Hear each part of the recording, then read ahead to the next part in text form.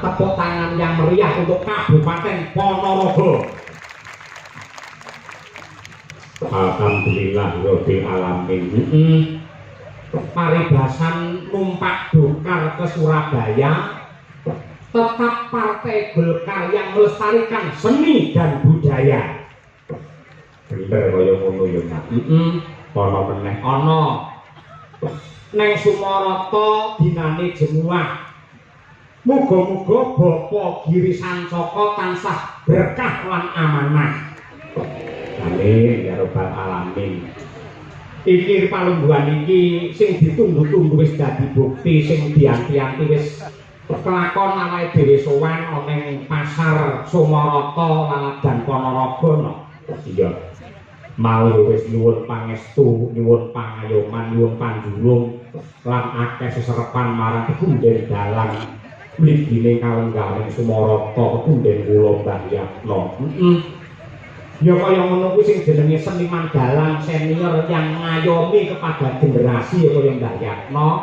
Tur dasare panjenengan iki blobo yang karo ilmu, mula ya akeh banget kawruh sing wis diparingake marang awake dhewe lan semune ora negakake karo aku kowe mligine sinden kesi sing biyen iki prawan iki nyindeni Mbah Yatno. Mula panjenengane Mbah Yatno bengi iki kepareng pinarak ana panggengan ngaturke panuwun. Iya. Sembah nuwun Mbah Yatno. Mugi-mugi tansah pinaringan segera kewarasan. Ya. Iki dalam rangka kepiye mak aku nyuwun dawuh. Intisarine ya kuwi tasyakuran no. Adicara Festival Budaya Mataraman utawa Gebyar Budaya Mataraman iki kerjasama antarane Dinas Kebudayaan Pariwisata Provinsi Jawa Timur dan juga DPRD Provinsi Jawa Timur lan uga untuk panjurung dorongan dari Bapak Bupati Ponorogo serta Pemda ing Kabupaten Ponorogo. Iya.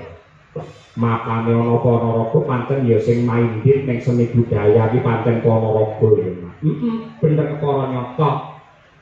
Mula luwih dhisik aku kelawan kowe ngaturke panuwun marang para pepunden bagi khusus nenggih pepunden kula ing ngasta dados DPR RI ingkang kepareng rawuh nenggih Bapak Dr. Haji Ali Musti utawa Mufti SAG MSI. Iya. Mboten kata lumpen dumateng DPRD Provinsi Jawa Timur nenggih Bapak Pranaya Yuda Mahardika SP MIB. Lalugo yang selalu dicintai oleh warga masyarakat Ponorogo sing sangat dekat dan merakyat dengan masyarakat nenggih Bapak Bupati Ponorogo Bapak Haji Sugiri Sancoko SE MM. Tepuk tangan untuk Bapak Bupati. Iya. Lewat rakyat nganti kaya ngono ya Mas. Aku wis rambah kaping pindho nduk dipangestoni karo Pak Giri Sancoko kali Pak Bupati. Wingi kae mapan ana ing halaman DPRD Ponorogo lan ripalungguhan iki mapan ana ing Pasar Sumarata sing kondisine tidak berubah. Maknane piye?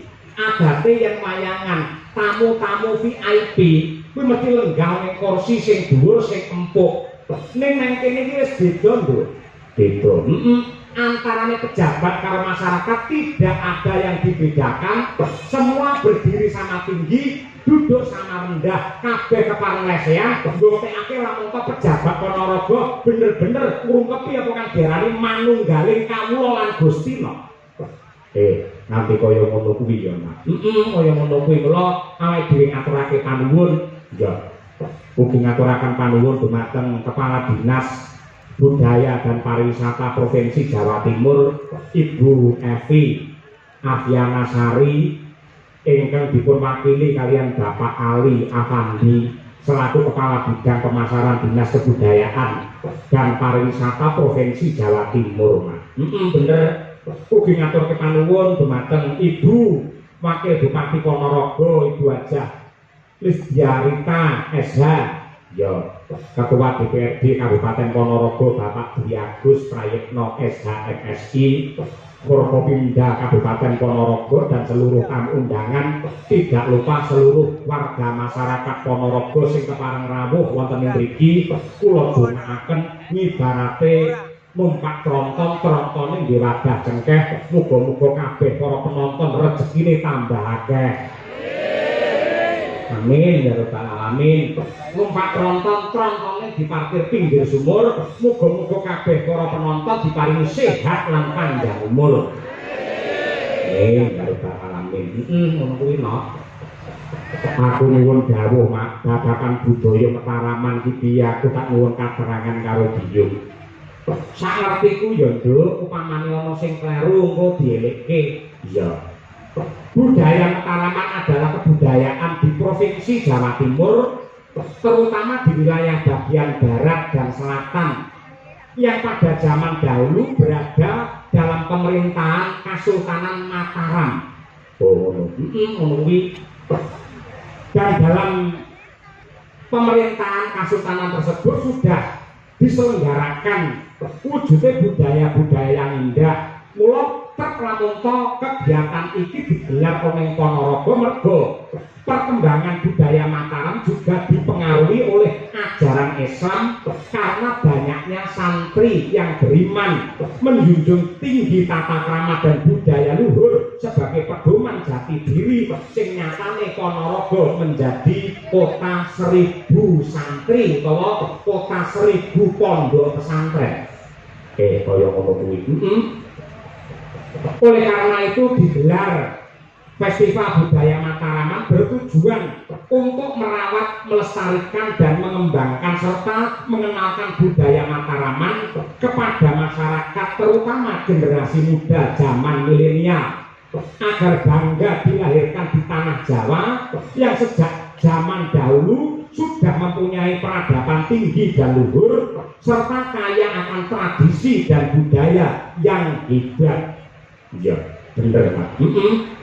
Pulau Kang Mangkono Nduk yen kowe manut lan nindakake ajarane mbah-mbahmu biyen ing antarane kaya ta pitutur magepokan kawan andhap asor lembah manah gotong royong aja dumeh mulak salira hang rasa wani teka selira bawa leksana lan isih akeh kata mutiara lan kata bijak sing nyatane kabeh mau yen ditindakake bakal dadi sumber kekuatan yang luar biasa sehingga Kabupaten Ponorogo semakin hebat, Jawa Timur menjadi gerbang baru Nusantara yang tercinta.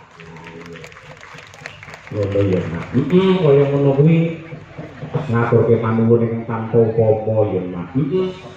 Mula kedaba kuwi awake dhewe ya ngaturke panuwun marang para pepunden seniman dalang ing wewengkon Ponorogo kula nderek kula nuwun wonten mriki lan sampun dipun paringi wujudipun katresnan kaliyan Ketua Kepading Ponorogo nenggih punden kula Bapak Sindhu Parwata wujudipun tetembangan ciri khas Kyai Ponorogo nenggih lelagon Ponorogo hebat.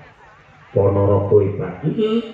Sing nembang diwiwiti saka bawane Dandang Gula kula nyuwun sakanthi sanget dumateng Ibu Sukesi Rahayu sarjana seni magister seni mengko lagine digarap bareng-bareng malah ana nuansane riok lho kaya ngono ya Pak. Monggo Bu Kesi dipun aturaken bawanipun langkung rumiyin Ponorogo hebat.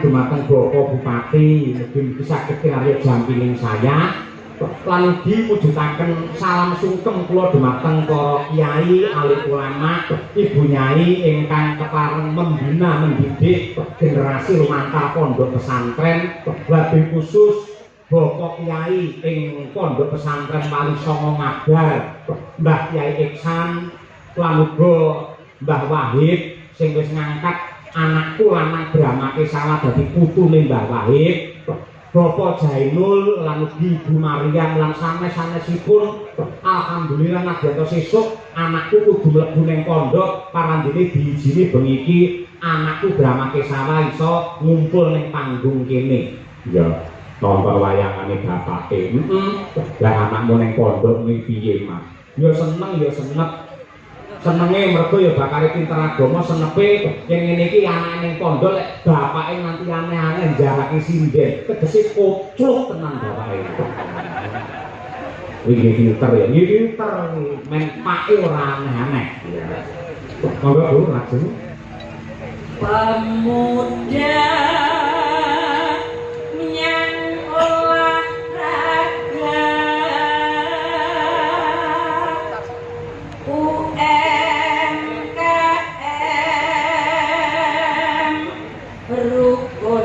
tetangga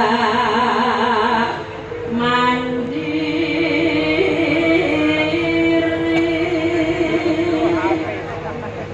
pamarintah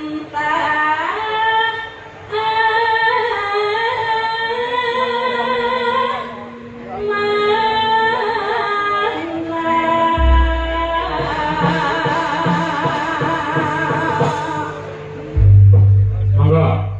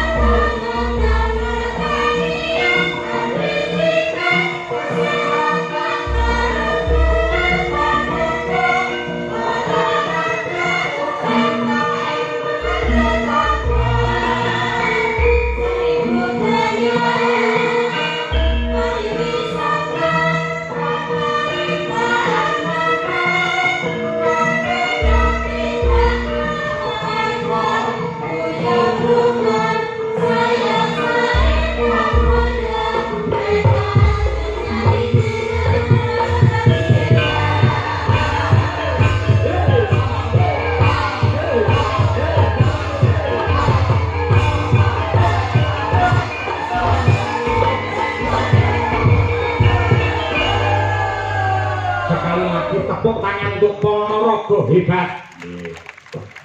Matur sembah nuwun. Iki kejaba sowan komplit karo kanca-kanca Madangkara ana bintang tamune ya Mas. Ana bintang tamu domestik ya kuwi Mbak Lucy Brahman, ya kuwi biyen ya penyanyi Mbak Yatno. Dandan gelungan cantik lagi keri-keri iki biyen ngangge rok sepan dhuwur kae. Iya. Dan saiki ngangge rok sepan teng pecotot mundur.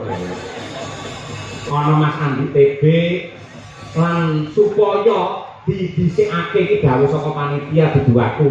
Ya. Ada bintang yang jarang tampil di panggung wayang. Sapa? Kyai Tulungagung Bukesi.